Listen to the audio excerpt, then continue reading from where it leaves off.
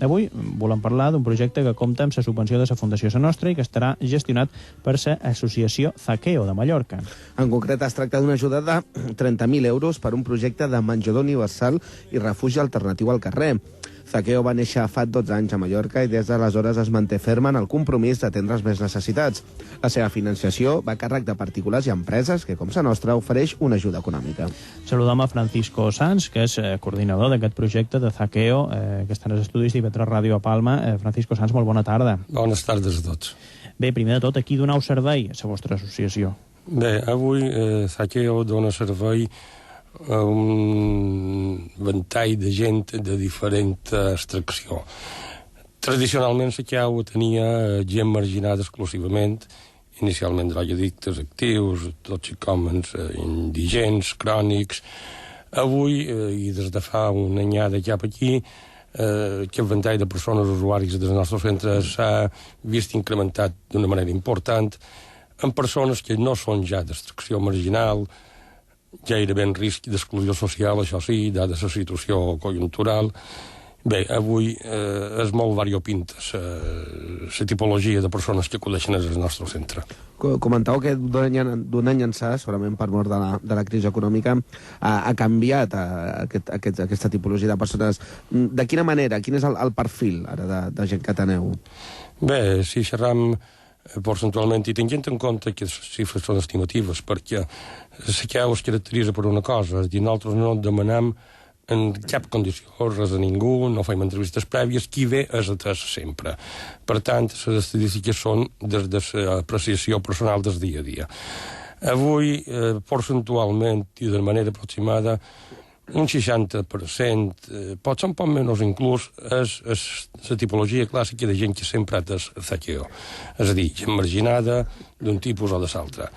El 40 i pico % restant avui és gent, diguem-ne, normal, gent que suposam amb baixos ingressos econòmics o nuls ingressos econòmics i que necessita ajuda i ve allà a cercar menjar.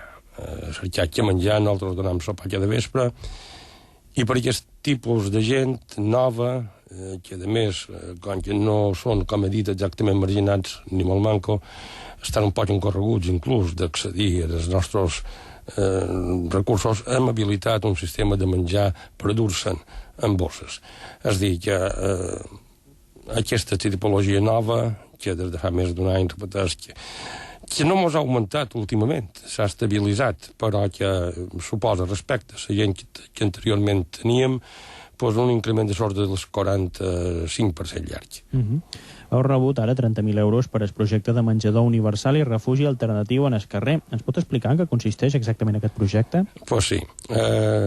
Menjador universal, aquesta paraula pot parèixer pretensiosa, però vol dir simplement que està obert a tothom, a tot tipus de persona, de l'origen que sigui i de l'extracció social que sigui. Com he dit abans, i repeteix que ara no demanant res a ningú. El menjador presta 2 servicis diaris, els de berenars de matí, des de les 7:30 fins a les 8:30 del matí, que és el més fluixet, hi venen unes 30-40 persones, i llavors el servei realment fort és de cap vespre, el sopar, i acudeixen actualment una mitjana que pot oscil·lar segons el dia entre 150 i 170 persones cada nit. Llavors, a les 7:30 es tanca el menjador, es fa net, es frega, es replenyen els mobles, i dins l'espai del menjador, espai petit per lo de més, s'habilita una mena de refugi alternatiu al carrer per a les persones que estan sense sostre, que dormen pel carrer pur i dur, porxades, allà on sigui, caixers automàtics, i allà es poden recollir i refugiar a la nit. Posam colxonetes en terra, no tenim més espai, i m'on hi caben 15-16 persones. Aquest servei està... Aquest sí que és per persones realment marginades de la tipologia que sempre havia estat Zaqueo. I està ple sempre, estiu i hivern. Fa la calor, fa la fred. És dir, que la gent necessita fugir del carrer i s'acolleix quan se'ls dona un refugi adequat a les seues característiques. Aquestes persones que utilitzen el vostre refugi, supos que venen perquè volen o venen perquè vosaltres també els heu informat que existeix aquesta possibilitat?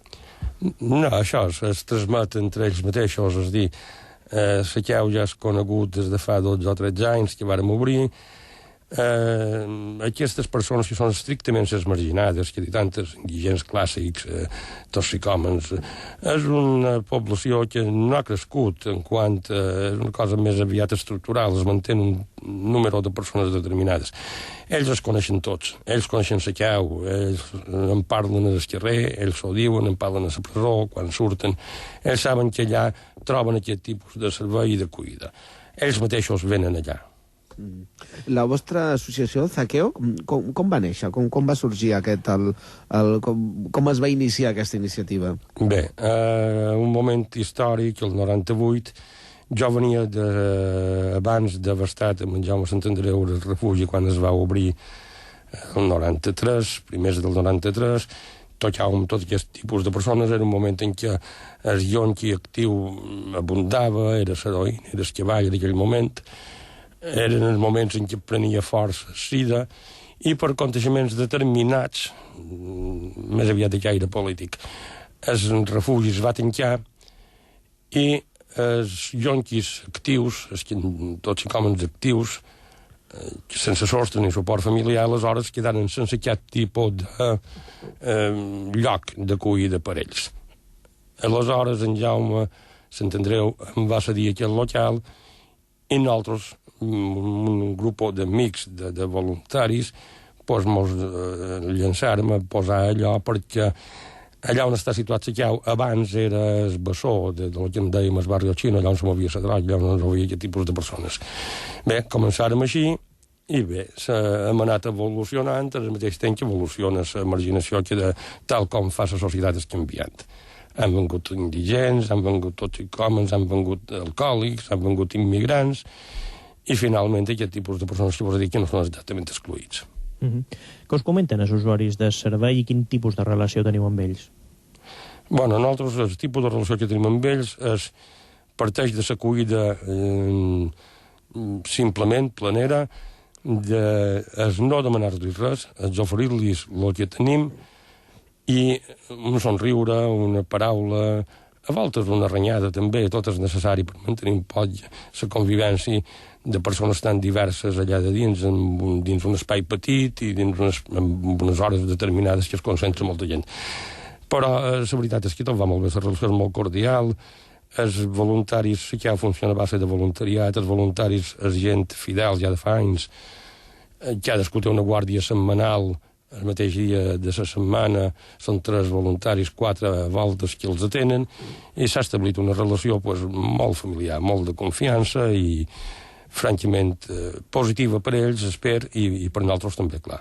Quanta gent esteu fent feina en aquest moment a Zakeo i sou tots voluntaris? A Zakeo tenim una estructura mínima de plantilla contractada, que és un encarregat general, que és el que coordina les provisions, les anar cercades, els productes, etc., que és fitxo de plantilla nostra, i llavors tenim, en tant mantenim des de fa 4 o 5 anys aquest refugi alternatiu al carrer en l'ajuda de més de la nostra, en aquest cas, i en quant al refugi nocturn de CIMAS, abans també de l'institut, que ens permeten pagar els 2 monitors que tenim de nit que treballen en nits alternes, per allò de que no hi hagi un problema, no faci falta una ambulància i per cuidar de la gent que pernocta allà.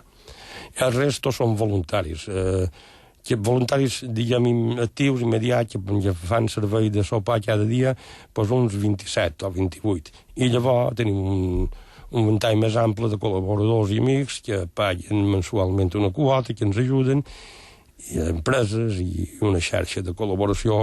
Tenim 4 grups solidaris de distints pobles de Mallorca, des de Sant Cervera, Manacor, Costitx, Sant Eugeni, que un pitjers més torns setmanals mos donen uns sopars especials que ajuden a servir, i entre tots anant traient el càrrec en vant. Molt bé, Ido.